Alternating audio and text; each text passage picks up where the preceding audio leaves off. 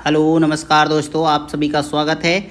आज का सीटेट की नई क्लास होगी और ये स्पेशली पेपर 2 के लिए है। ठीक है, पेपर 2 के लिए और आपको मज़ा आने वाला है, मुझे पूरा विश्वास है। आपको सिर्फ यहाँ 3 क्वेश्चन दिखेंगे लेकिन इन 3 क्वेश्चनों से मैं कम से कम 20 क्वेश्चन बनाऊँगा और आपको 20 नॉलेज ज़्यादा दूँगा। तो ये मेरी गारंटी है और आपको ये क्लास पसंद आएगी, मुझे ऐसा आशा है। तो चलिए पहला क्वेश्चन आपके सामने रखते हैं। अधोलिखित में किस लेखक की पुस्तक से कश्मीर के 12वीं शताब्दी ईस्वी के इतिहास का विवरण प्राप्त होता है? जल्लड़ कोई था ही नहीं, कालिदास थे, कल्हड़ थे या फिर बिल्हड़ थे? तो देखो, इसका सही आंसर सी है, कल्हड़। कल्हड़ कौन थे? तो ये कश्मीर राज्य के एक इतिहासकार थे। यहीं इनका जन्म हुआ, यहीं रहे और इन्होंने कश्मीर के बारे में एक इतिहास दिया और बहुत ही पुख्ता इतिहास दिया। अगर इनके इस पुस्तक का नाम मैं आपको बताऊं तो उस पुस्तक का नाम था राज तरंगिणी। ठीक है, कहीं कहीं आपको राज तरंगिणी भी मिलेगा, कहीं कहीं आपको राज तरंगिणी मिलेगा। ठीक है, कल्हड़ जो हैं कश्मीर के महाराज हर्षदेव, कश्मीर में एक राजा थे हर्षदेव, उनके महामात्य चंपक के पुत्र थे। कौन था? कल्हड़ किसके पुत्र थे? चंपक के थे। ठीक है, जात के ब्राह्मण थे ये, ब्राह्मण। ठीक है, तो ये थी छोटी सी जानकारी कल्हड़ के बारे में। अब आपको एक नाम इसमें और दिखेगा, कालिदास।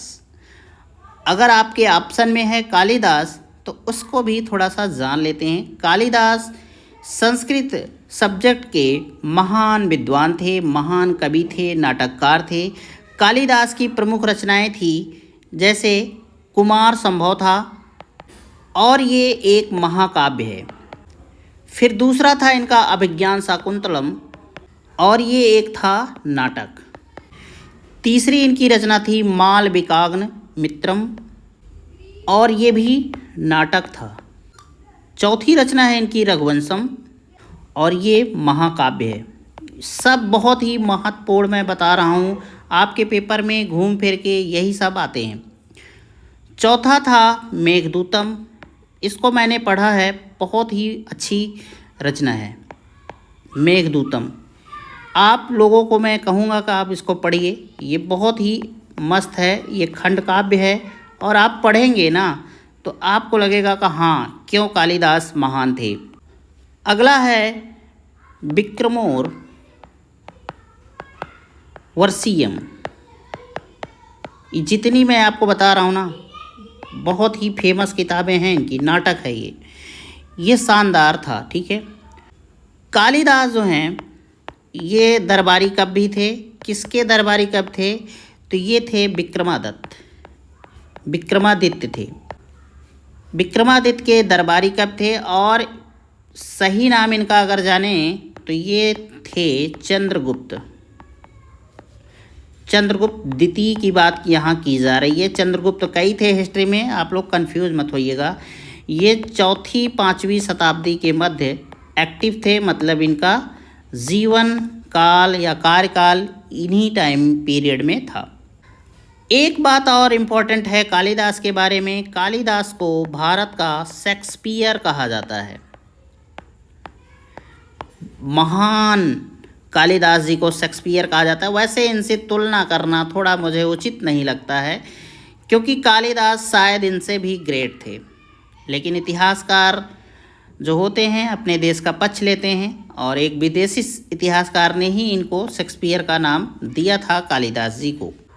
तो दोस्तों, ये एक क्वेश्चन में आपको कितने सारे क्वेश्चन मिल गए। अगर आप मार्क करना शुरू करेंगे तो पहला, दूसरा, तीसरा, चौथा, पांचवा, छठा, सातवां, आठवां, नौवां, 10वां, 11वां, 12वां, आपको एक ही क्वेश्चन से 12 क्वेश्चन मिल रहे हैं। ठीक है, और ये सब जितना मैंने बताया है इम्पोर्टेंट है, आपके पेपर में पूछा जाता है। तो आई होप आपको ये मज़ा आया होगा नॉलेज जान के। तो चलिए अगला क्वेश्चन। दोस्तों एक बात और, इस वीडियो को छोड़ने की कोशिश मत करिएगा, रीज़न बता देता हूँ। 60 क्वेश्चन जो है ना सामान्य अध्ययन से आता है। किससे आता है? सामान्य अध्ययन से, और पेपर 2 में आता है ये सीटेट की। और ज़्यादातर लोग सीटेट में यहीं से गड़बड़ा जाते हैं, उनका फेल होना लगभग तय हो जाता है, क्योंकि उनको सामान्य अध्ययन का नॉलेज नहीं होता है। वो पेडागोजी ही पढ़ते रह जाते हैं, सीडीपी पढ़ते रह जाते हैं, ईबीएस पढ़ते रह जाते हैं, लेकिन ये सब इम्पॉर्टेंट चीज़ें छोड़ देते हैं और उनका सेकंड पेपर ख़राब हो जाता है। तो आप लोग ऐसा मत करिएगा, इस वीडियो को पूरा देखिए, आपको मज़ा आने वाला है। नेक्स्ट क्वेश्चन आपके सामने है, दिल्ली के किस सुल्तान ने सिकंदर द्वितीय या फिर सानी की उपाधि धारण की थी? सिकंदर लोदी ने, इल्तुतमिश ने, या फिर बलबन ने, या फिर अलाउद्दीन खिलजी ने? तो दोस्तों इसका सही आंसर ना डी है। अलाउद्दीन खिलजी था, जो सिकंदर द्वितीय के नाम से जाना जाता था, और इसने सानी की उपाधि धारण की थी। अगर अलाउद्दीन खिलजी की बात करें ना, तो इसका मूल नाम क्या था? तो मूल नाम था गुरुसास्प। इसके बचपन का नाम था ये गुरुसास्प। ये दिल्ली सल्तनत का 13वां शासक था, 13वां शासक था। और इसके पिता का क्या नाम था? तो शिहाबुद्दीन था, शिहाबुद्दीन मसूद। अगर इसके शासनकाल की बात करें तो 1296 से 1316 ईस्वी के मध्य इसका शासनकाल था। लगभग 20 वर्ष इसने शासन किया दिल्ली सल्तनत पर। अब यहाँ दिल्ली सल्तनत की बात आपको मिल रही है, तो दिल्ली सल्तनत में कई ऐसे शासक हुए, उन शासकों को शासनकाल को मिलाकर ही दिल्ली सल्तनत कहा जाता है। और दिल्ली सल्तनत शुरू हुआ था 1206 ईस्वी से 1526 ईस्वी तक था दिल्ली सल्तनत, और ये लगभग 320 वर्ष रहा। ये इम्पॉर्टेंट है, आपके पेपर में पूछा जाता है, इस ईस्वी को आप ध्यान में रख सकते हैं। अगर अलाउद्दीन के बारे में और जानकारी थोड़ा सा लेना चाहें, तो इसने जो है ना राजस्व, मूल नियंत्रण, बहुत ही फेमस था मूल नियंत्रण इसका। जो भी कम ज़्यादा तौलता था उसका उतना शरीर से मांस निकाल लिया जाता था, बहुत ही फेमस ये बातें थी। और समाज के लिए इसने बहुत सारे काम किए, जो यहाँ बताना थोड़ा मुश्किल है। अगर स्पेशली इनके लिए कोई वीडियो बनाएं तो ज़्यादा बेटर है, लेकिन यहाँ आपको क्वेश्चन दिया जा रहा है तो ज़्यादा नहीं, तब भी कुछ नॉलेज ज़रूरी दे रहे हैं, जो आपके पेपर में क्वेश्चन बन ही जाता है। और इसकी उत्तराधिकारी की अगर बात करें तो इसका उत्तराधिकारी कौन था? तो इसका उत्तराधिकारी था शिहाबुद्दीन उमर था। ठीक है भाई। अब इसी ऑप्शन में आपको बलबन मिलेगा, तो थोड़ा सा बलबन के बारे में भी जान लेते हैं। बलबन का शासनकाल 1266 से 1286 ईस्वी के मध्य रहा, और इसने भी लगभग 20 वर्ष तक शासन किया। और ये बलबन जो है ना, मामलूक एक वंश था, मामलूक, उस वंश का ये शासक था, मामलूक वंश। ठीक है, और ये मामलूक वंश का 9वां शासक था। ये सब आपके लिए बेनिफिट देने वाले हैं, ये सब जानकारी। इसने जो है चहलगानी को समाप्त कर दिया था। चहलगानी एक संस्था थी जिसमें 40 लोग भी रहते थे, कभी कभी उससे कम भी रहते थे। ठीक है, 25 लोग भी कभी कभी रहते थे, लेकिन ज़्यादातर 40 लोग थे, इसलिए इसका नाम चिहलगानी या चहलगानी पड़ा था। अगर चिहलगानी की बात करें, बहुत ही इम्पोर्टेंट सब्जेक्ट है ये आपका। ये इसको मामलूक वंश के है इल्तुतमिश थे, इल्तुतमिश एक शासक थे, इन्होंने इस चिहलगानी को लागू किया था, और ये मामलूक वंश के तीसरे शासक थे। बलबन पहला ऐसा शासक था जिसने प्रसिद्ध फारसी त्यौहार कौन होता है? तो होता है ये नौरोज़। इसकी शुरुआत कराया था इसने। किसने शुरुआत कराया था? तो बलबन ने करवाया था, इसको ध्यान में आप रखिएगा। और एक बलबन से इम्पॉर्टेंट क्वेश्चन पूछा जाता है, इसने जो है ना, जब सुल्तान में बन गया ये भारत में, तो ईरानी पद्धति एक थी, ईरानी पद्धति, जिसमें सिजदा एवं पैबोश की शुरुआत की थी। ये सब इम्पोर्टेंट नॉलेज थे बलबन से संबंधित। सिजदा का मतलब होता है, पैबोस का मतलब क्या होता है, तो सिजदा एक शासक होता था, उसके हाथ को चूमा जाता है, और पैबोस का मतलब होता था तो ज़मीन पर लेट के नमस्कार किया जाता था। ये था खास बातें बलबन से संबंधित। एक बातें हैं इम्पोर्टेंट है, लौह रक्त। लौह रक्त एक सज़ा देने का तरीका था। ये लोगों को एक ऐसे कुछ होता था लौ टाइप का, और उस पर बैठा दिया जाता था और उनको पकड़ के खींच दिया जाता था और वो जाते थे फट, इस तरीके से वो मर जाते थे। बहुत ही घातक ये सज़ा देने का इसका तरीका था और इतिहास में बहुत फेमस है। बार बार ये क्वेश्चन पूछा जाता है। तो आई होप आपको ये क्वेश्चन की डिटेल पूरी की पूरी पसंद आई होगी। अगर पसंद आई है तो एक लाइक ज़रूर किया करिए। नेक्स्ट नॉलेज मैं आपको दूंगा सिकंदर लोदी के बारे में। एक एक ऑप्शन को चुनेंगे। खिलजी आपने पढ़ लिया, बलबन पढ़ लिया, इल्तुतमिश वो मैंने आपको बीच में ही बता दिया, थोड़ा सा नॉलेज दे दिया। अब बात आती है सिकंदर लोदी की। तो इसके पिता का क्या नाम था, तो बहलोल लोदी था। बहलोल लोदी, ये लोदी वंश के थे, ठीक है। और अगर सिकंदर लोदी की बात की जाए, इसके बेटे का क्या नाम था, तो इब्राहिम लोदी था। ये इसका पिता था और ये बेटा था लोदी। इब्राहिम लोदी क्या था, बेटा था। सिकंदर लोदी एक ऐसा शासक था जिसने खुम्स में कोई भी हिस्सा नहीं लेता था। खुम्स क्या होता है, खुम्स होता है लूट का माल। इसने जो है ना निर्धनों के लिए मुफ्त में भोजन की व्यवस्था की थी, मुफ्त में डॉक्टर की व्यवस्था की थी। वैसे अगर आप हिस्ट्री पढ़े ना तो ये आदमी ग्रेट था। मैं इसको बहुत ग्रेट मानता हूँ क्योंकि उस टाइम में इसने बहुत सारे सामाजिक कार्य किए और बेहतरीन काम किए लोगों के लिए। इसकी एक खास बात और थी, इसने भूमि मापन के लिए गज ए सिकंदरी नाम से एक पैमाना चलाया था।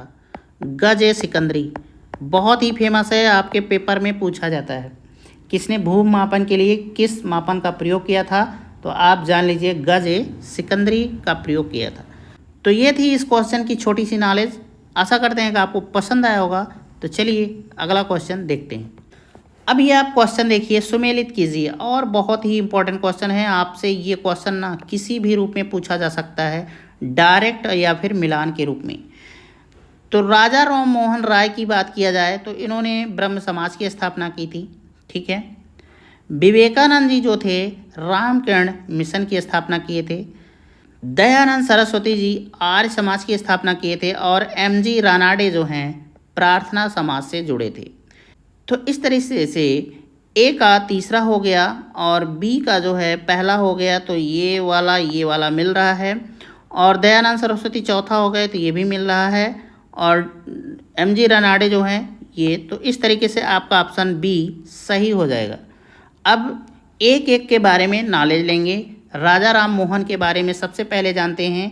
तो इनको जो है भारतीय पुनर्जागरण का अग्रदूत और आधुनिक भारत का जनक कहा जाता था। ये आप ध्यान में रख सकते हैं, बहुत ही इंपॉर्टेंट क्वेश्चन है, बार बार आपके पेपर में पूछा जाता है। अगर इनके पिता की बात करें तो इनका पिता का नाम रमाकांत था तथा माता का नाम तारणी देवी था। तो भाई ये महान व्यक्ति थे, तो इनके माता पिता के बारे में भी थोड़ा सा जानना ज़रूरी था। इन्होंने जो है ना ब्रह्म समाज की स्थापना अकेले ही नहीं की थी, ये आप जानते रहिए।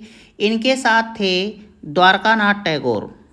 द्वारकानाथ टैगोर और राजा राम मोहन राय दोनों मिलकर इस संस्था की स्थापना करते हैं। किस संस्था की, ब्रह्म समाज की। और इसे 1828 में इस्टेब्लिश किया गया था। वेरी इंपॉर्टेंट क्वेश्चन है राजा राम मोहन। मैं जो भी आपको बताऊंगा ना सब इम्पॉर्टेंट है और आपके पेपर में बनता ही बनता है। अगर आप इस वीडियो को पूरा कायदे से देख लेते हैं ना तो आपका कोई भी पार्ट कमज़ोर नहीं होगा। 60 में ना मुझे पूरा विश्वास है कि आप 50 से 55 क्वेश्चन आप करके सही आएंगे। राजा राम मोहन राय जो हैं बंगाल में नवजागरण के पितामह भी कहलाते हैं, ठीक है। ये इम्पोर्टेंट है, कोई भी चीज़ ऐसा नहीं है कि इम्पोर्टेंट ना हो। 1809 से 1814 के बीच में इन्होंने ईस्ट इंडिया कंपनी में काम भी किया था। इसको आप जानते रहिए। इन्होंने कुछ समाज के लिए बेहतर काम किए, जैसे बाल विवाह, सती प्रथा, जातिवाद, कर्मकांड, पर्दा प्रथा, इन सभी चीज़ों का भारी विरोध किया और इनको हटाने में भी ना समाज के लिए महत्वपूर्ण भूमिका निभाई थी। इन्होंने कुछ पत्रिकाएं संपादित की, जैसे ब्रह्म, मैकेनिकल मैगजीन, संवाद कौमुदी थी। ये सब पूछा जाता है, बहुत ही इम्पोर्टेंट बता रहा हूँ, इनको ध्यान में रखिएगा।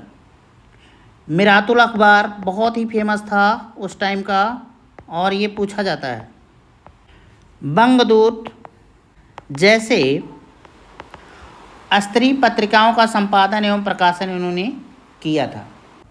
अगली नॉलेज मैं आपको विवेकानंद जी के बारे में देना चाहूँगा। रामकिरण मिशन का स्थापना इन्होंने 1897 ईस्वी में किया था अपने गुरु जी के सम्मान में, और ये कहाँ किया था, तो बेंगलुरु में किया था। विवेकानंद जी जो है ना वेदांत के प्रख्यात आध्यात्मिक गुरु थे। विवेकानंद जी का वास्तविक नाम या बचपन का नाम अगर बात करें तो नरेंद्र नाथ था, नरेंद्र नाथ दत्त। और ये कायस्थ परिवार में जन्मे थे, मतलब श्रीवास्तव परिवार में जन्मे थे। ठीक है। इन्होंने अमेरिका स्थित शिकागो में विश्व धर्म सम्मेलन हुआ था। क्या हुआ था, विश्व धर्म सम्मेलन हुआ था, जिसमें इन्होंने भाग लिया। और ये विश्व धर्म सम्मेलन कब हुआ था, तो 1893 ईस्वी में हुआ था। बहुत ही फेमस हुए थे स्वामी विवेकानंद जी। जब ये विश्व धर्म सम्मेलन में भाग लेने के लिए पहुँचे और वहाँ खड़े हुए इनको बुलाया गया बोलने के लिए, तो वहाँ के लोग देखे तो इनकी वेशभूषा देखकर कहे कि अरे ये क्या बोलेंगे। लेकिन इन्होंने जब कहा मेरे प्यारे अमेरिकी भाइयों बहनों ना, वहीं से तालियां गड़गड़ाहट शुरू हुई और लगातार इन्होंने बोला और बहुत ही फेमस हुए थे। अगर इनके प्रमुख कथन के बारे में बात किया जाए, बहुत ही फेमस है। इनका प्रमुख कथन था, उठो जागो और तब तक नहीं रुको जब तक लक्ष्य प्राप्त न हो जाए। ये फेमस कथन था इनका। स्वामी विवेकानंद जी के जन्म दिवस पर ही क्या मनाया जाता है, तो राष्ट्रीय युवा दिवस मनाया जाता है। और इनका जन्म हुआ कब था, तो 12 जनवरी को हुआ था। तो कहने का मतलब 12 जनवरी को ही राष्ट्रीय युवा दिवस मनाया जाता है 1863 ईस्वी में। कहाँ हुआ था, तो कलकत्ता में हुआ था। ये थी मोटी मोटी जानकारियाँ जो आपके पेपर में बनते ही बनते हैं, 100% बनते हैं। आज नहीं तो अगले पेपर में, अगले पेपर नहीं तो पहले पेपर में, बस यही थोड़ा सा अंतर होता है। अगर स्वामी विवेकानंद जी के बारे में पूछा जा रहा है तो ये सब क्वेश्चन ना, जितना मैंने आपको छोटे छोटे नॉलेज दिए हैं ना, बहुत ही इम्पोर्टेंट है और पूछे जाते ही जाते हैं। अगली जानकारी मैं आपको दयानंद सरस्वती जी के बारे में देना चाहूँगा। ये आर्य समाज की स्थापना किए थे। कब किए थे, तो 1875 ईस्वी में किए थे। दयानंद सरस्वती आधुनिक भारत के चिंतक थे और आर्य समाज के संस्थापक थे। इनके बचपन का नाम मूला शंकर था और जाति से ब्राह्मण थे। वेदों की ओर लौटो इनका प्रमुख नारा था, वेदों की ओर लौटो इन्हीं का प्रमुख नारा था। और बार बार आपसे पेपर में ये पूछा जाता है। ये आदमी ना साक्षात भगवान का रूप था। इसने जो है ना, इतनी सरलता थी, इतनी सज्जनता थी कि आप कल्पना नहीं कर सकते हैं। इनको मारने के लिए ना अंग्रेज़ों ने बहुत तरीके के प्रयास किए। इनको करीब करीब 17 बार जहर देकर मारने का प्रयास किया गया था। अंतिम में जो है ना, एक इनका रसोइया था, गए थे किसी राजा के यहाँ और रसोइया ने इनको जहर दिया। जहर था, शीशा पीस कर इनको पिला दिया। और जब उसको आभास हुआ कि मैंने गलती कर दिया, तो इनसे माफ़ी भी मांगी, बहुत माफ़ी मांगी, हाथ पैर जोड़ा कि मुझे माफ़ कर दीजिए प्रभु। लेकिन तब तक बहुत देर हो चुकी थी और इन्होंने उसको 500 रुपये दिया और कहा कि जाओ बेटा, भाग जाओ यहाँ से, अन्यथा तुम्हें पुलिस पकड़ लेगी और मारेगी पीटेगी, जेल में डाल देगी, तुम जाओ यहाँ से जाओ। तब वो और भयंकर रूप से रोने गाने लगा, लेकिन वो गलती कर चुका था। बाद में इनको अस्पताल में भर्ती तो कराया गया, लेकिन वहाँ भी डॉक्टर ने इनको गलत ही उपचार किया, क्योंकि डॉक्टर भी मिला हुआ था षड्यंत्र में। ठीक है, षड्यंत्र में मिला हुआ था, उसने भी इनको गलत दवाएं दी और इनकी दिन ब दिन तबीयत खराब होती गई। अंततः इनकी मृत्यु हो गई। शानदार व्यक्ति थे, लेकिन इनको मृत्यु हो गया और गलत तरीके से इनको जान ले ली गई। तो ये थी दयानंद सरस्वती जी के बारे में छोटी सी जानकारी। आई होप आपको पसंद आया होगा। अगर आपको पसंद आया ना तो चैनल को ज़रूर सब्सक्राइब कर लीजिए। आपको ऐसे ही क्लास मिलने वाली है, छोटी ही क्लास होगी लेकिन बेस्ट क्लास होगी। नेक्स्ट आदमी की बात करें तो एमजी रनाडे जी, इनके भी बारे में थोड़ा सा जानेंगे। आप लोग शायद ना जानते हो या जानते ही हों, ये थे न्यायमूर्ति भी थे ब्रिटिश सरकार में, ये न्यायमूर्ति भी थे और इनका पूरा नाम महादेव। आप लोग ध्यान दे लीजिए, क्योंकि हमेशा एमजी रनाडे ही लिखा होता है, लेकिन कभी आपसे पूछा जा सकता है। तो महादेव गोविंद रनाडे इनका पूरा नाम था। आप लोग इसको ध्यान में रख सकते हैं। जैसा कि मैंने बताया कि ब्रिटिश काल में न्यायाधीश, लेखक और समाज सुधारक थे। अगर बात करें ना तो प्रार्थना समाज की स्थापना इन्होंने अकेले मिलकर नहीं की थी। इनके कुछ फेमस मित्र थे, जैसे आत्मारंग पांडुरंग, बाल मंगेश वागले और तीसरे थे वामन अबाजी मोदक। इन सभी ने मिलकर प्रार्थना समाज की स्थापना कब की थी? तो 1870 ईस्वी में की थी। वेरी इंपॉर्टेंट है और कभी कभी इन मित्रों का भी नाम पूछा जाता है, तो आप इनको नॉलेज में अपने रख सकते हैं। एक प्रार्थना समाज और थी और वो थी महाराष्ट्र में, और उसके संस्थापक थे केशव चंद्र सेन। आत्माराम पांडुरंग जी ने एक संस्था की और स्थापना किए थे, वो थी सार्वजनिक सभा। भारतीय राष्ट्रीय कांग्रेस, जो वर्तमान में कांग्रेस पार्टी है और उसके मुखिया खड़गे जी हैं, तो उसके संस्थापना में भी इन्होंने महत्वपूर्ण भूमिका निभाई थी। पार्टी थी भारतीय राष्ट्रीय कांग्रेस। जैसा कि सभी जानते हैं कि इसकी स्थापना 1885 ईस्वी में हुई थी। ए.ओ. होम ने की थी इसकी स्थापना, और इसमें संस्थापकों में एमजी रनाडे जी भी सम्मिलित थे। ठीक है, एक मज़ेदार की बात आपको बता दूं तो ये बाल गंगाधर तिलक के विरोधी थे। उसका रीज़न यही हो सकता है कि ये नरम विचार के थे और वो बाल गंगाधर तिलक जी गर्म खून के आदमी थे। वो भैया बाबू करने में विश्वास नहीं करते थे, सीधे अटैक करते थे। और गोपाल कृष्ण गोखले के विश्वसनीय सलाहकार बताया जाता है इन्हें। तो दोस्तों, आज की क्लास समाप्त होती है, और आज की क्लास आपको कैसी लगी इसके बारे में हमें कमेंट के माध्यम से ज़रूर बताइएगा। अगर आपने चैनल को सब्सक्राइब नहीं किया है तो ज़रूर सब्सक्राइब कर लो भाई, ये आपके काम का चैनल मिलेगा। ठीक है, तो चलिए आज के लिए बस इतना ही। नमस्कार, जय हिंद।